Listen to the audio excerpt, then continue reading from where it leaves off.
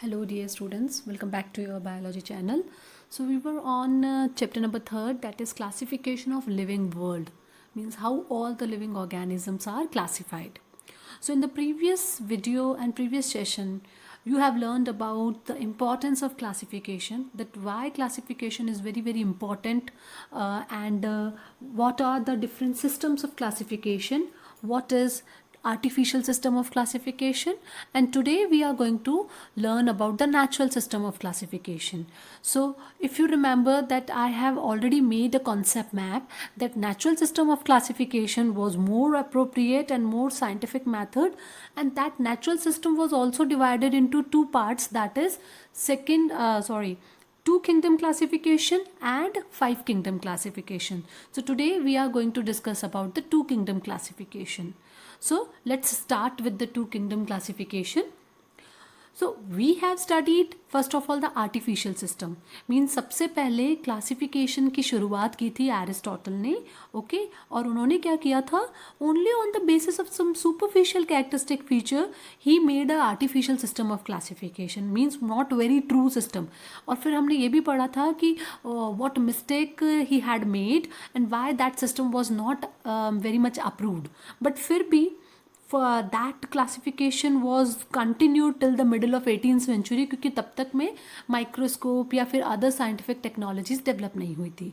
But then in 1758 Carolus Linnaeus proposed a more scientific method of classification, and which was based on the similarities in the physical and the structural characteristics. He classified all the living organisms into two separate kingdoms. उन्होंने क्या बोला कि जितने भी living organisms हैं उनको हम दो बड़े बड़े kingdoms में divide कर सकते हैं. ओके एक किंगडम कौन सा है, एक किंगडम में वो ऑर्गेनिजम्स हैं जो कि स्टेशनरी है, मीन्स मूव नहीं करते हैं और वो अपना खाना खुद बना सकते हैं. And he said that this kingdom is called as plantae और plants kingdom. Okay and we all know कि प्लांट्स क्या है, स्टेशनरी रहते हैं और अपना खाना खुद बनाते हैं. That's why they are called as autotrophs. Okay and then he said that those that could move from one place to another place but couldn't prepare their food on their own, that those were grouped in the second kingdom called as Animalia or Animal Kingdom. So उनका जो two kingdom classification था उसमें क्या था, Plantae and Animalia. Plantae means those are the stationary but can make their food on their own, and Animalia means those who can move from one place to another place but they do not make their food on their own. सो इस system को अब क्या बोला गया है, to kingdom classification, because इन्होंने यही बोला है कि जितने भी ऑर्गेनिजम्स हैं ये इन दो मेन ग्रुप्स में डिवाइडेड है. That's why this system is also called as two modern system of classification. Now let us learn something about the Carolus Linnaeus. उनको और क्या बोला जाता था, father of taxonomy. Do know the meaning of taxonomy? I have already explained you. Taxonomy का क्या मतलब है, that is the branch of biology जिसमें हम क्लासिफिकेशन ऑफ ऑर्गेनिजम्स के बारे में पढ़ाई करते हैं. तो सबसे पहले अच्छा सा क्लासिफिकेशन इन्होंने बना के दिया था, इसलिए इनको और क्या बोला जाता है, फादर ऑफ टेक्सोनॉमी. ओके और इनके सिस्टम में इन्होंने क्या किया, अलग अलग टेक्सोनॉमिक रैंक्स बनाई थी जिसके बेसिस पे इन्होंने सारे जितने भी इन्होंने एनिमल्स और प्लांट्स हैं उनको क्लासीफाई किया. ओके और उन्होंने अपनी एक बुक भी लिखी जिसका नाम था system a nature. So basically he was called as father of taxonomy. Now let's study about the plan of classification, कि लिनेनियस का जो जनरल प्लान ऑफ क्लासिफिकेशन था उसमें क्या था. सो सबसे पहले लिनेनियस ने क्या किया था, हमने ऑलरेडी पढ़ लिया है कि उन्होंने सारे ऑर्गेनिजम्स को दो कैटेगरी में डिवाइड कर दिया, बट उसके बाद में उनको और डिफरेंट टेक्सोनॉमिक रैंक्स पे डिवाइड करता गया. फॉर एग्जांपल वन किंगडम हो गया plant kingdom and one was animal kingdom. So he further divide that plant kingdom into many different taxonomic ranks and even he further divided all the animals also on many different taxonomic ranks. Taxonomic ranks का मतलब हो गया levels, यानी सबसे पहले जो एक बड़ा किंगडम बना था प्लांट्स का और एनिमल्स का, अब उनको फर्दर डिवाइड कर दिया गया है अलग अलग डिफरेंट लेवल्स पे, डिफरेंट ग्रुप्स में. And he said that the group at the top level, जो सबसे ऊपर वाला जो ग्रुप है उसमें सबसे ज़्यादा ऑर्गेनिज्म होंगे but they are having least number of common features. What do you mean by least number of common feature? यानी यहाँ पे क्या है, सारे के सारे प्लांट्स एक ग्रुप में आ गए हैं प्लांट किंगडम में, तो ये यहाँ पे नंबर ज़्यादा होगा ऑर्गेनिजम्स का, बट उनके बीच में कॉमन फीचर्स जो होते हैं, सिमिलैरिटीज़ जो होती है वो बहुत ही कम होगी। और जैसे जैसे नीचे नीचे टेक्सोनॉमिक रैंक्स में जाते जाएंगे, अब वो आपस में ज़्यादा सिमिलर होते जाएंगे। Okay, so what he has said? He said that the groups at the top level had the least number of common features. उनके अंदर similarities कम होगी, but as they progress towards the lower level, they will have more features in common. Okay, so the organism at the lower taxonomic ranks were related more closely than the level at above it. Clear? So we can discuss that thing with one example. Let us take one example to understand this better. Okay, for example यहाँ पे क्या किया है उन्होंने, animal kingdom के बारे में show किया है।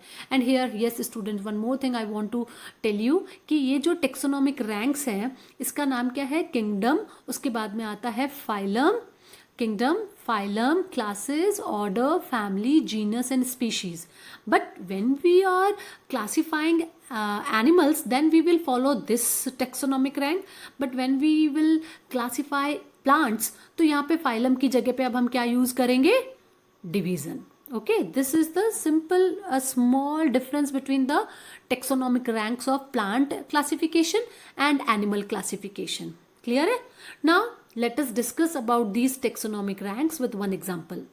अब यहाँ पे ये सारी की सारी क्या लिखी हुई है, टेक्सोनॉमिक रैंक्स लिखी हुई है। सबसे पहले एक एनिमल किंगडम होगा, एनिमल किंगडम को फर्दर डिवाइड किया है फाइलम में, फाइलम के बाद में क्लासेस में डिवाइड किया है, फिर ऑर्डर्स में डिवाइड किया है, फिर फैमिली में, फिर जीनस में, फिर स्पीशीज में। So when we are talking about animal kingdom, then all the animals, all different types of animal will come in this group called as animal kingdom. Okay, next level is phyla or phylum. Okay, so when the kingdom is further divided into different phylums, then what will happen? Now this is the next level of classification, so they are more similar to each other than this animal kingdom. Okay, so जैसे जैसे यहाँ से नीचे जाएगा, now every phylum will have many different classes, every class will have many different orders, every order will have many different families, and then every family will have many different genus, and then every genus will have many different species. So here we can say कि हर particular taxonomic rank से जैसे जैसे नीचे classification हम करते जाएंगे, अब ये जो एनिमल्स हैं they all are more similar to each other as compare to all those animals. Clear? क्योंकि यहाँ पे तो एक बड़ा सा ग्रुप है, फिर इनको और अगर हमने सिमिलैरिटीज़ के बेसिस पे अलग अलग ग्रुप में डिवाइड कर दिया है, तो जैसे जैसे टेक्सोनॉमिक रैंक्स नीचे जाएगी वैसे वैसे सिमिलैरिटीज़ जो है वो बढ़ती जाएगी। So a phylum is further divided into many classes. A class has a number of orders. Under an order many families will come. Okay, अब जहाँ एक फैमिली के अंदर आ गया तो ये सारे आपस में बहुत सिमिलर होंगे स्ट्रक्चर में, but still they are having differences. So every family is again having many generas और genus, और जो member of genus है ये आपस में बहुत ज़्यादा close होंगे then those of family also. Okay, family से भी ज़्यादा जो क्लोज है वो क्या है, एक पर्टिकुलर जीनस के हैं, and each genus is again divided into a particular species. और अब जो मेंबर ऑफ स्पीशीज हैं वो आपस में एकदम क्लोजली रिजेंबल करेंगे और इनके एकदम सेम बॉडी पार्ट्स होंगे, ये एकदम सेम जगह पे रहते होंगे, इनका हैबिटेट भी सेम होगा, और even they can reproduce among themself, means they can reproduce and they can form their similar kind of organisms also. Clear है?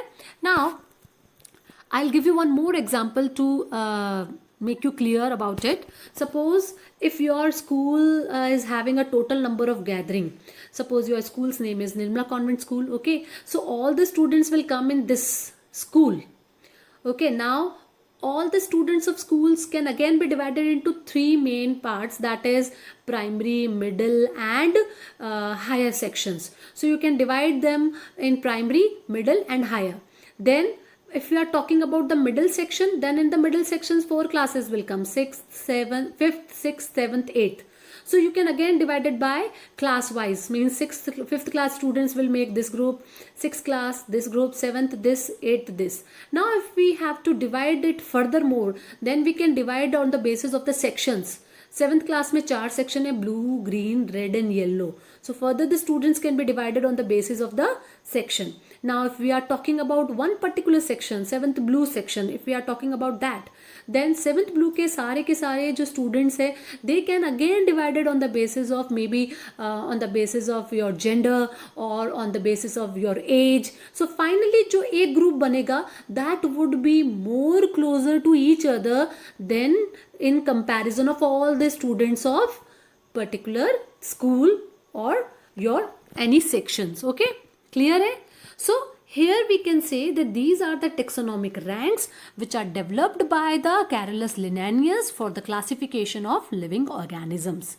Okay, so in this we can say kingdom is the largest unit of classification.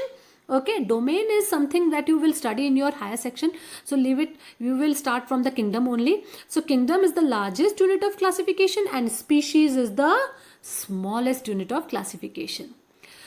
So here you need to understand one more thing, that this is the taxonomic rank. सबसे ज़्यादा organism kingdom में है, but जैसे जैसे हम इसको classify करके छोटे छोटे ग्रुप्स में डिवाइड करेंगे तो ये छोटे छोटे ग्रुप्स फर्दर डिवाइड होके स्पीशीज तक आ जाएंगे. But if we are talking about the pyramid of similarity, this is the pyramid of number, means the more number of organism will be there in the kingdom and less number of organism will be there in species. But if we are talking about the similarities between the organism, तो ये pyramid उल्टा हो जाएगा. क्यों उल्टा हो जाएगा? क्योंकि किंगडम में नंबर यहाँ पे ज़्यादा है, बट सिमिलैरिटी क्या होगी, आपस में बहुत कम होगी. बट जैसे जैसे टेक्सोनॉमिक रैंक में नीचे जाते जाएंगे, आपस में सिमिलैरिटीज जो है वो सबसे ज़्यादा किस में होगी, among the members of the species. Okay, जो स्पीशीज है उस यूनिट के अंदर सबसे ज़्यादा सिमिलैरिटी होगी. So basically the hierarchy of biological classification is just like this only. But if you are talking about the pyramid of similarity, तो सबसे ज़्यादा सिमिलर कौन होंगे, जो ग्रुप स्पीशीज में है, सेम स्पीशीज वाले ऑर्गेनिज्म ज़्यादा सिमिलर होंगे as compare to the same class organism. अगर एक क्लास में भी है तो वो सिमिलर होंगे as compare to the kingdom, but not that much similar when we are comparing it with the group of same species. Clear? So this is all about your yes, here it is given that how you can learn this, because here in the taxonomic rank it is must to learn that particular taxonomic rank in this order only. Like सबसे पहले kingdom आना चाहिए, फिर phylum, then class, then order, then family, then genus, then species. So here is one formula to learn this taxonomic rank. How can you learn? You can just take one first alphabet from this order and you can write KPC of G, general species, or kids prefer candy. In place of candy in your book it is written cheese, so you can use cheese also. Kids prefer candy over fried green spinach. So अगर आप ये statement learn कर लेते हैं, then just take one first alphabet of each word and then remember K से क्या था, kingdom था. So you can write here kingdom, phylum, class, order, family, genus, species. So to learn it in that particular series, just learn this formula. Kids prefer candy over fried green spinach, or you can also say kids prefer cheese over fried green spinach. Clear? So this is simple trick to learn, the good way of to remember the level of classification. Clear? Now next topic is drawbacks of this two kingdom classification. Now we understood कि Carolus ने क्या किया था, दो kingdoms में divide कर दिया और उनको भी फर्दर टेक्सोनॉमिक रैंक्स पे केपीसी ऑफ जनरल स्पीसीज या किड्स प्रेफर चीज over fried green spinach means that is kingdom, phylum, class, order, family, genus, species में डिवाइड कर दिया.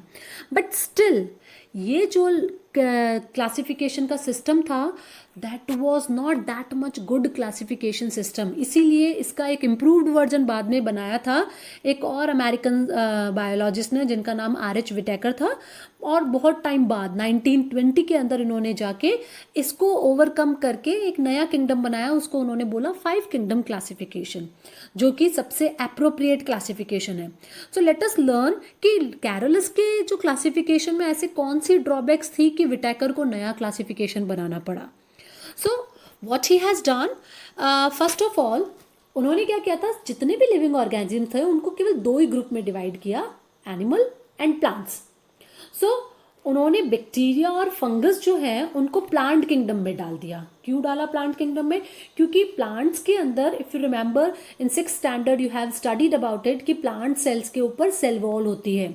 सो बैक्टीरियाज एंड फंगस के जो सेल्स होते हैं उनके ऊपर भी सेल वॉल होती है। सो ही थॉट कि ये दोनों पे भी सेल वॉल है, प्लांट में भी सेल वॉल है, so better these micro organism should be a part of plant kingdom.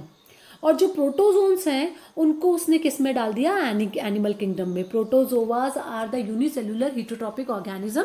इसके बारे में आपको नेक्स्ट 5 किंगडम क्लासिफिकेशन में अच्छे से एक्सप्लेन करूंगी। So he made that fault, okay? So but with the advancement of the microscope, better understanding पता चली कि सेल का स्ट्रक्चर में किसका कितना सिमिलैरिटी है, और उसके बाद ये पता चला कि इनकी जो कैरेक्टरिस्टिक फीचर्स है वो ना तो प्लांट से ज़्यादा मैच करती है ना ही एनिमल से मैच करती है। So they should be in some other separate group. Means we are having many microorganisms which are neither similar to plant nor similar to animals, so they should be kept in some other different group।